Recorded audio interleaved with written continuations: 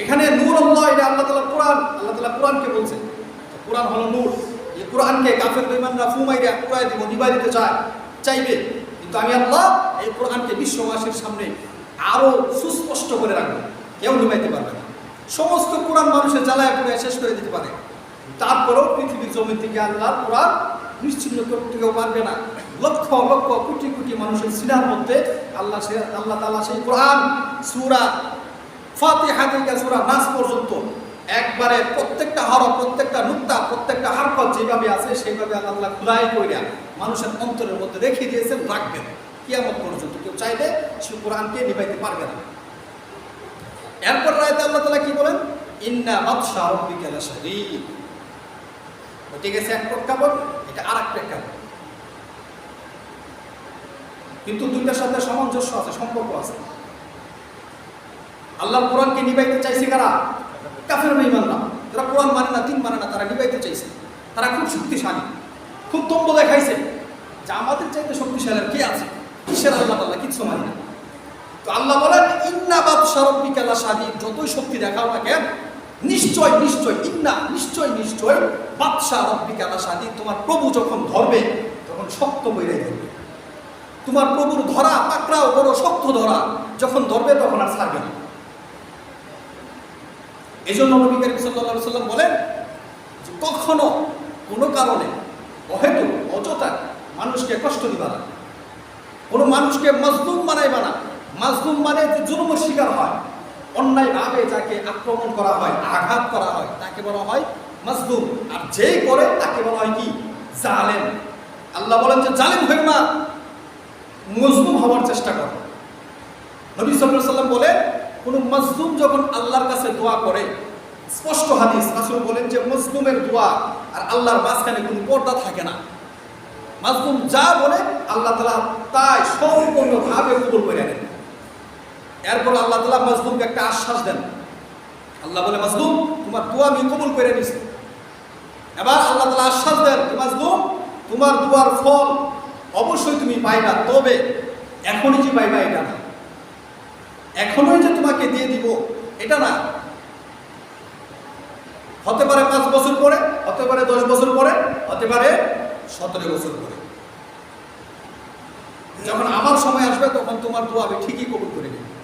তো মাজলুমের দোয়া কখনো বিফলে যায় না। আপনারা একটু ঘাটাইলে একটু খেয়াল করে পাইবেন, আজ থেকে 17 বছর আগে বদুয়া দিছে মাজলুমরা, হাজার হাজার মাজলুম বদুয়া দিছে, 17 বছর পরে আল্লাহ তাআলা তা কবুল করছে। মাজলুমের দোয়া কখনো বিফলে যায় না। কত মানুষকে কাঁদাইছে, কত আলেমকে নির্যাতন করছে অন্যায়ভাবে, কোনো দোষ নাই, খামাকা তার উপর দোষ দিয়ে রাখছে। ওই যে 4-5 দিন আগে একটা নিউজ দেখলাম, আসিফ মাহতাব একজন টিচার, ব্রাকের টিচার ছিল, উনি সর্বপ্রথম ট্রান্সজেন্ডার নিয়ে প্রতিবাদ করেছিলেন, যার কারণে ওনার চাকরি চলে গেছে।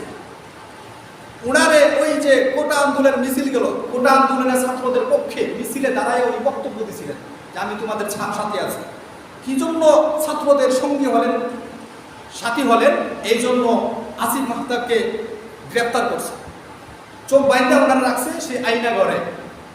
উনি নিজে বলছে, বক্তব্য দিছে, যেই ঘরে আমার রাখা হয়েছে এই ঘরের মধ্যে 80 জন মানুষ, ছোট্ট একটা ঘরের মধ্যে 80 জন মানুষকে রাখা হয়েছে, কেউ বসলে কেউ শুইতে পারে, একজনে বসলে আরেকজনে শুইতে হয়, একসাথে সবাই শোয়া যায় না।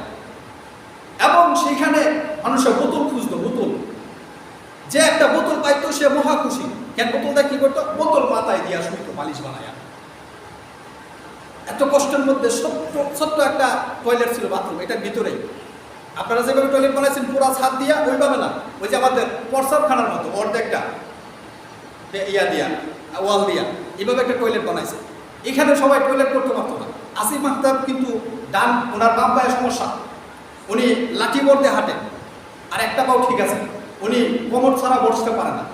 উনি কি করলেন? উনি বলতেছেন যে আমি খাবার কমাই দিলাম, অল্প অল্প একটু খাই যাতে টয়লেটে না যেতে পারে। তো সেখানে বর্ণনা তিনি দিয়েছেন, সেইখানে কিভাবে নির্যাতন করা হয়তো। একটু পর পর ওই তাদের জালিমরা, শেখ হাসিনার পেটুয়া বাহিনীরা, জালিমরা বাপের নাম আর ছেলের নাম ধরে ডাক দিত, উমুকের ছেলে উমুক আসো। যখনই তাকে ডাক দেওয়া হয়তো সে নিশ্চিত জানতো যে আমাকে নির্যাতন করা হবে, মানে ডাক দিয়ে নিয়ে একজনকে নির্যাতন করতো। কিভাবে? পাগুলা উপরে বাইন্দিয়া তারপরে লাঠি দিয়ে এমন পিটাইতো, রক্ত লাল হয়ে যখন নীল হয়ে যেত শরীরগুলা, তখন তারা ছাড়া হতো, তারপরে আরো ঝুঁকে রাখা হতো। 24 ঘন্টা এইভাবে চলতো। তো সেখানে একটা মাদ্রাসার ছাত্রও ছিল, আসিফ মাস্টার নিজে বলতেছে, সেখানে একটা মাদ্রাসার ছাত্রও ছিল। মাদ্রাসার ছাত্রের নামে মামলা কি?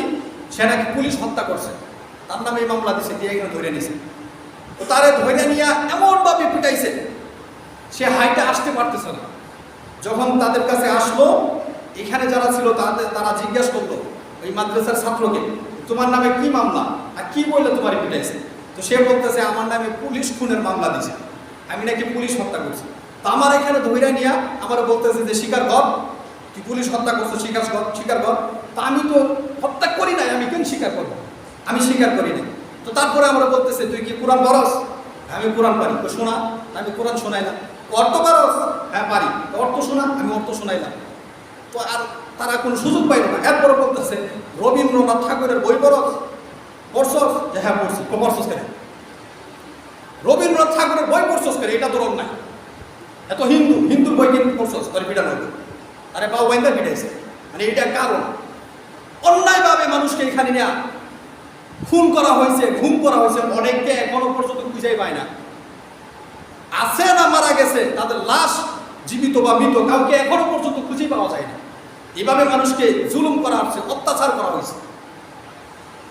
তারা সেই 17 বছর আগে বদুয়া দিছে, সেই বদুয়া আল্লাহ তাআলা 17 বছর পরে কবুল করছে।